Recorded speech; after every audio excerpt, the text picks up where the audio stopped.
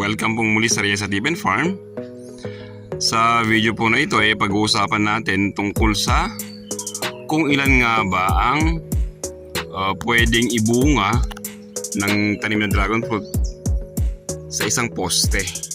Ayan, so isang poste po ng dragon fruit na nasa 4 years old na po ito, ano? And so mas maganda bilangin na lang po natin. Ayan. So iba-iba nga po pala yung sizes nila, no? Yung iba mga buds pa lang, yung iba nagbulaklak na, yung iba bunga ng palaki. Ayan, so simulan po natin. Isa.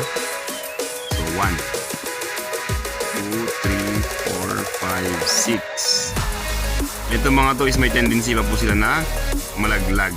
So hindi mga dapat binibilang. Ang bibilangin lang po is yung after na mamukadkad sana. So, pero ibilang na lang po ulit natin. So 1, 2, 3, 4, 5, 6. So, nakikita niyo po sa taas merong isa.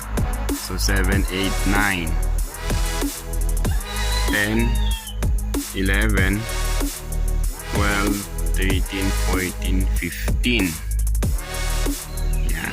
So 16, 17, 18, 19, 20, 21, 22, 23.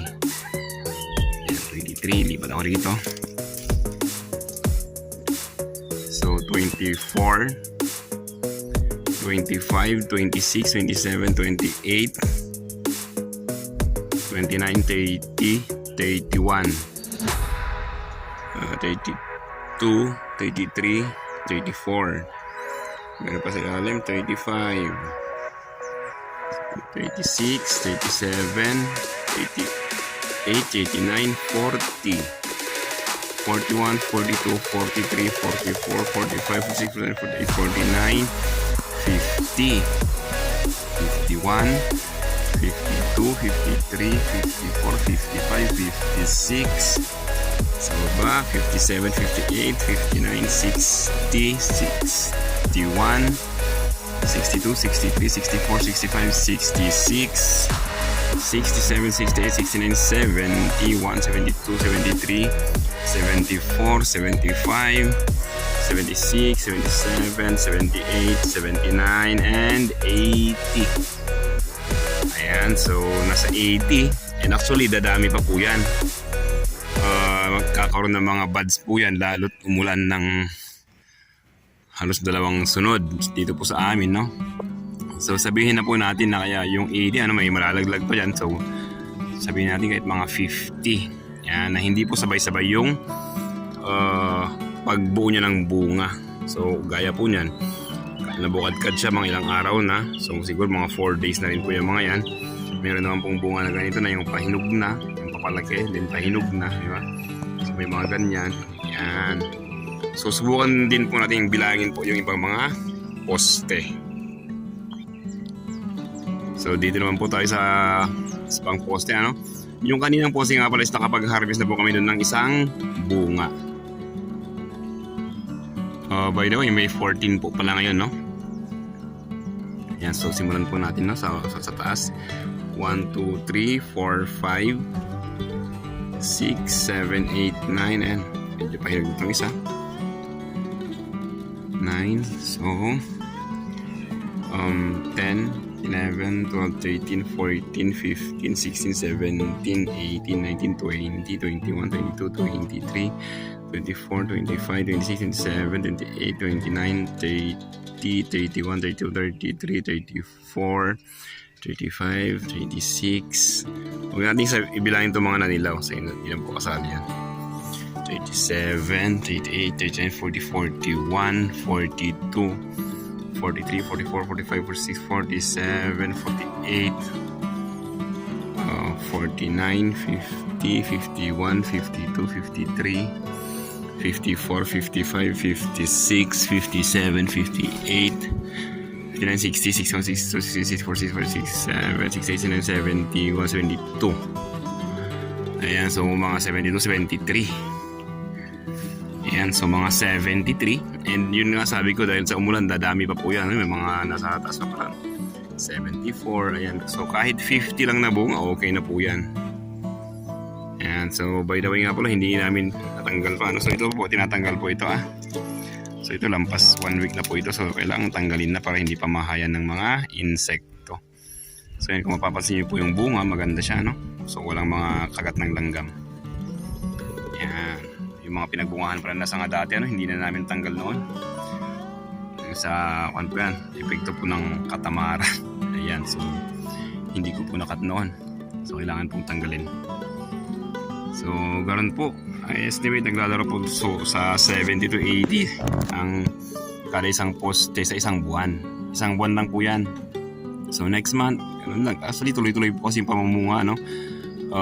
Kunwari may nahinog na, may lalabas din naman ng buds ulit. Ayan. So it is for the month of May and continues sa June, ganun.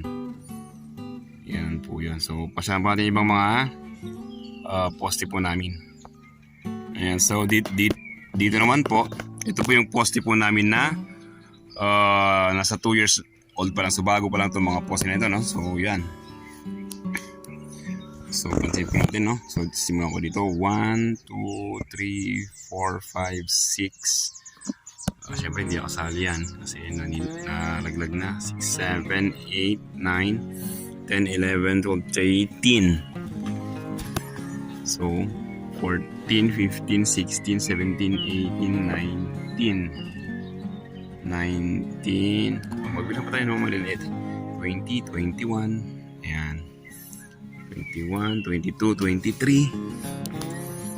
So 24, 25, 26, 27, 28, 29, 30, 31, 31, so 32. And may mga naglalabasan po ng mga maliliit. So 33, ayan. So kung mapapansin po ninyo,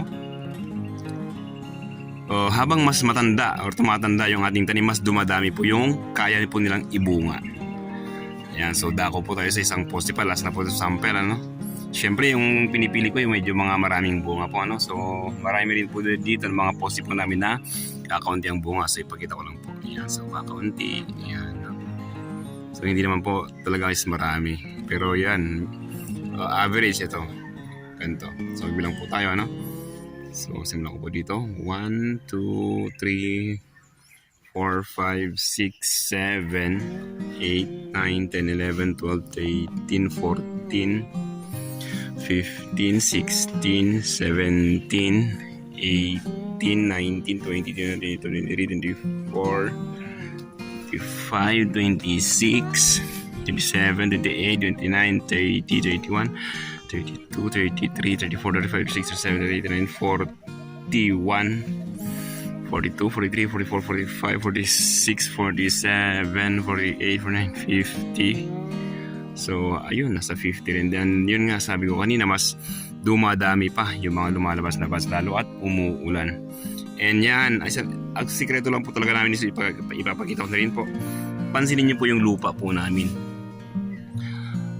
Ang pinakalupa po talaga namin dito is cow manure. Yan, cow manure, goat manure. Actually wala kang lupang nilalagay dito eh.